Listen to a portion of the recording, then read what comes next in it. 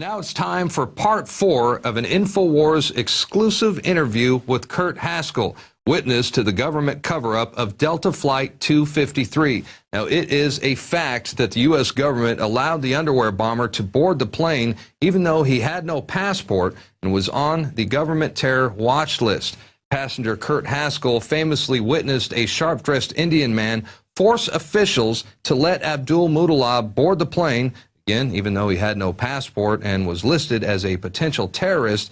And of course, the establishment media, they have predictably remained silent on this epic story as they continue to regurgitate the official government fable of the underwear bomber. But fortunately for you, the InfoWars viewer, you're about to get a dose of the hardcore truth. An interview with Kurt Haskell, key witness to the false flag terror attack aboard Delta Flight 253, the subsequent government cover-up that followed. Walk us through what you saw in Amsterdam. Sure. Lori and I were sitting near the boarding gate, sitting on the floor. There weren't any seats to sit in. And I saw two men, and they caught my eye because they seemed to be an odd pair. One was what I would describe as a poor-looking black teenager around 16 or 17, and the other man, a age 50-ish, wealthy-looking Indian man, and I was just wondering why they were together. Kind of strange. And I watched them approach what I would call the ticket agent, the final person that checks your boarding pass before you get on the plane. And I could hear the entire conversation. The only person that spoke was the Indian man, and what he said was, this man needs to board the plane, but he doesn't have a passport. And the ticket agent responded, well, if he doesn't have a passport, he can't get on the plane. To which the Indian man responded back, he's from Sudan, we do this all the time. And the ticket agent said, well, then you'll have to go and talk to my manager. And she directed them down a hallway. And that was the last time that I saw the Indian man, and the black man I didn't see again until he tried to blow up our plane.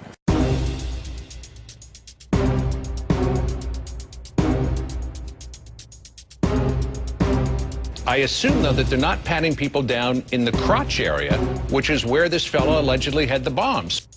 We could deploy the scanning machines that we currently are beginning to deploy in the U.S. that would give us the ability to see what someone has concealed underneath their clothing. I also want to point out, in your current role as a security consultant, you are representing some of the companies who manufacture that technology, correct? Absolutely correct. One thing I'd like to point out is that the system worked. Well, the underwear bomber case is important because it's the most, in my opinion, it's the most clear evidence of a false flag event by the U.S. government. I think if you actually take the time to look into the evidence, the official version is not backed up by anything other than statements by members of the government. There is actually a great deal of evidence that backs up what I'm saying. So it's important in that sense that it's a very clear picture that the U.S. government stages terrorist attacks to forward their agenda, whatever that may be at that time. Not only that, but if you look at how the government's treated this case, you can see all the tools they use when they use the false flag attack, which is, denying evidence and telling the media to not report certain things, blasting in the media all the unimportant things, propaganda issues that support their story, the government forwarded story, not the real story. And it just gives you a real window how they handle these things. And if you look at the picture of this, how they handle things, and you see things happen in the future, you can take their playbook, if you will, and apply it to the ones in the future. And tell what's a false flag event or not. There had been no terrorist attacks on flights in the U.S. since 2001, so people were kind of getting, weary of the war on terror, thinking, hey, why are we spending all this money on the war on terror when there is no war on terror? Nothing's happening. We're not stopping anybody. Number two, we had, back in when this happened in December 2009, we had certain parts of the Patriot Act that were up for renewal. They actually came up for renewal in early December 2009, just a couple weeks before this happened. And you can look it up on the internet. Hillary Clinton actually said, look, my constituents don't want to vote for the renewal. They don't think it's needed, and politically this will be damaging if, you know, my party votes for renewal of these parts of the Patriot Act. So they delayed the vote till, I believe, February 2010, and look what happens in the meantime. There was a bill that had already passed the House of Representatives, and the bill was to restrict the use of body scanning machines to secondary use only, meaning you would only have to go through the body scanning machines after you had set off the metal detector. And this had already passed the House. It was pending before the Senate for a vote in early 2010. And again, look what we have in the meantime, the underwear bomber attack. Incidentally, despite the fact that this bill had already passed the House and was pending before the Senate, the TSA and Department of Homeland Security continued to order many more body scanning machines for the airports. So, you know, read into that what you will. So, all of those reasons really, and basically they needed a crutch for the war on terror. Nothing was happening on the war on terror for many years. And now all you hear is, you know, every time the war on terror is brought up, or these enhanced procedures are brought up, TSA here and TSA there, and if you see something, say something, it all goes back to the underwear bomber. They all say, well, we need it because of the underwear bomber. It's a crutch. It's a crutch for any of these policies at all. So, you know, you can see how it's played into all of this. But there are a few things we could do to make things better. First, we could deploy the scanning machines that we currently are beginning to deploy in the U.S. that would give us the ability to see what someone has concealed underneath their clothing. That has been vigorously opposed by the ACLU and privacy advocates. The House of Representatives voted to prevent us from using it. But I think now there's been a very vivid lesson in the value of that machinery. In your current role as a consultant, do you have an interest in body scanners? We consult with all kinds of firms, including firms that do manufacture body scanners. You do have some interest in more sales of body scanners. As well as a lot of other security measures. But I would point out that I've talked about this for probably the last 3 years. You know, I don't really have any evidence on whether Chertoff was involved, but, you know, it's really suspicious to me that the former head of the Department of Homeland Security now works for body scanning companies, and there's so much money going around. You know, did somebody do a favor for Chertoff here, you know, that was paid back with some money? I don't know. I think it's entirely possible, but again, I don't have any evidence on this, so I don't know. But yeah, it's highly suspicious that you have former head of Department of Homeland Security peddling body scanning machines, making who knows how much money off of them. Metal detectors were doing fine before the underwear bomber incident, and they were not the reason he got on the flight, obviously. So it's an unreasonable search, in my opinion, because all the body scanning machines are not necessary. They make you show a naked picture of yourself to unknown people, and they might cause you cancer. We don't know. But if you don't do that, you have to opt out. And therefore you have someone feeling you up, looking down your pants and grabbing you between the legs. That's an unreasonable search, so it's definitely a violation of the Fourth Amendment. When I talk to people about this, the main response I get is, well, whatever it takes to make me feel safe, and that's a pretty discouraging response to me, in my opinion, because Americans will just voluntarily give up constitutional rights based on a lie. It's ridiculous and depressing. Coming up, are you willing to give up a lot of your privacy when you go through security at the airport? How about a revealing full body scan? Would that be okay with you? It does seem to me that we're becoming a police state, that's for sure. There just seems to be getting more and more and more security, you know, based on whatever the government says. You know, they make a statement, so therefore we need this, or they stage this event, so therefore we need this. And, you know, at what point do we not need security? At what point was the security not okay back on 9/11? No matter what you think about the 9/11 events, even if you don't think they were another false flag attack, they could have been prevented entirely. We knew all about them. We knew about the attackers flying in flight schools before this happened, and it could have been prevented. We didn't need new measures from that either. But, you know, you see where this goes. The government uses these terrorist attacks not only to take away our rights, but to justify wars that they're definitely using for other purposes, you know, to steal oil, to topple regimes, to steal gold, whatever reasons you believe, to stop competing currencies backed by gold, whatever reasons you think. They're definitely not to liberate people. You know, if they were, why aren't we liberating Mexico? You know, they have all kinds of crazy things going on there now. Why aren't we liberating North Korea? You know, why is it restricted to these countries in the Middle East that have oil? And now we have, if you see something, say something, which incidentally I did, but you can see where it got me. You know, and talk about these body scanning machines going into bus terminals, train stations, malls, and wherever else. So you can see how they use this. My understanding of the NDAA, and what it does is it allows the U.S. government to detain anyone they want indefinitely if it declares that such person is a terrorist.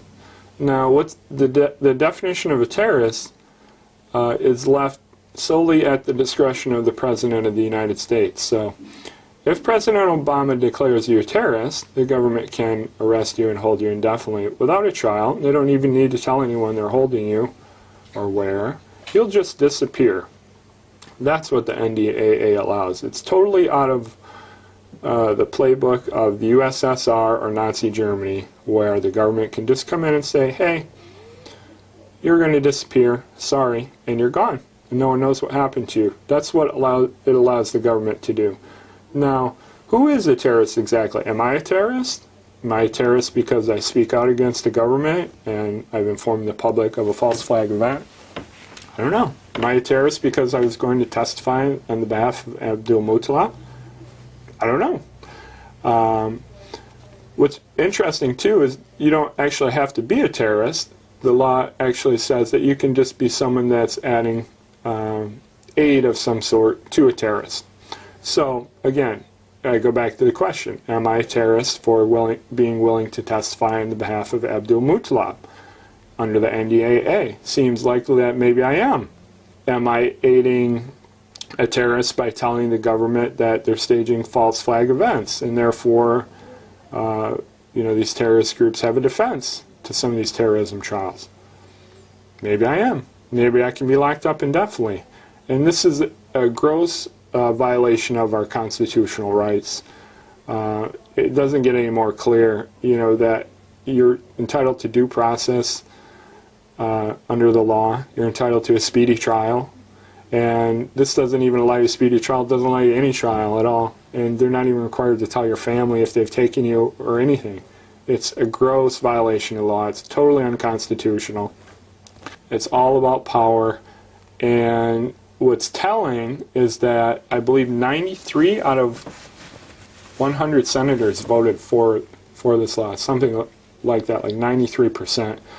And I have to ask, so what incident could unite them so much that they would pass this clearly unconstitutional law?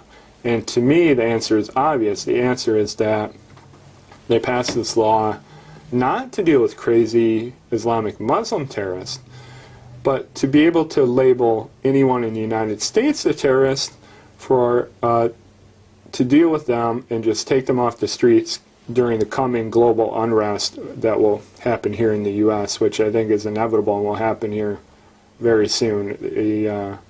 I expect a total economic collapse in the U.S. very shortly, and then we're going to have all kinds of chaos here, and the government passed this law not to deal with the terrorists, but to arrest U.S.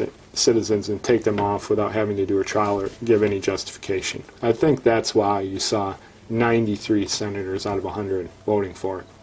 I was previously going to sue the government over the underwear bomber attack for intentional infliction of emotional distress, and I've recently decided not to. And actually, the statute of limitations expired on Christmas Day 2011, so even if I wanted to change my mind now, I couldn't.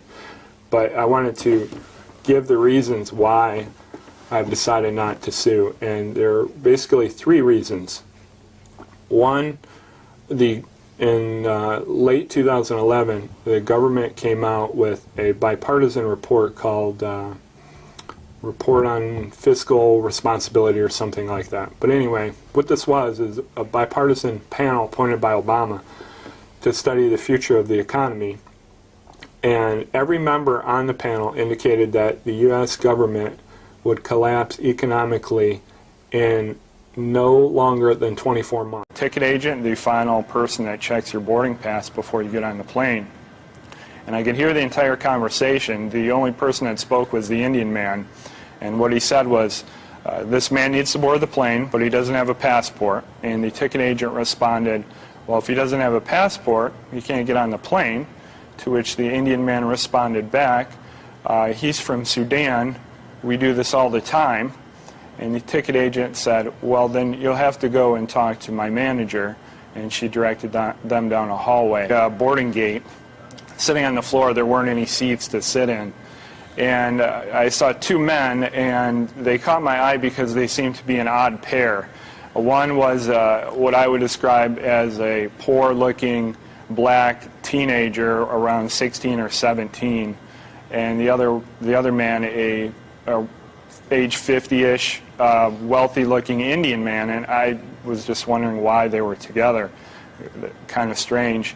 And I watched them approach what I would call and that was the last time that I saw the Indian man, and the black man I didn't see again until he tried to blow up our plane.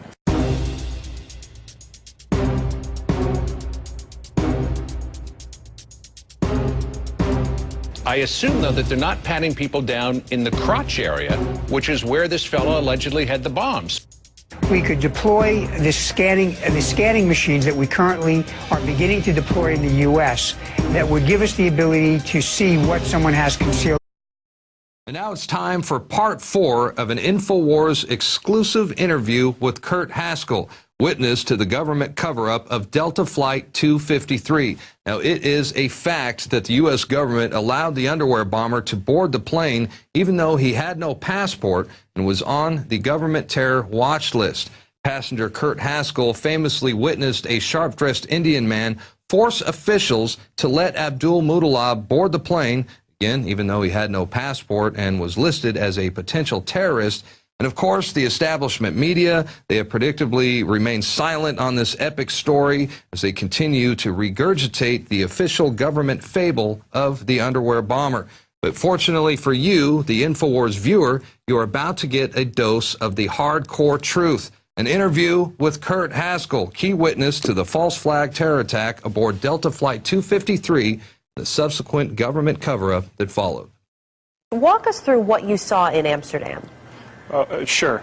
Lori and I were sitting near the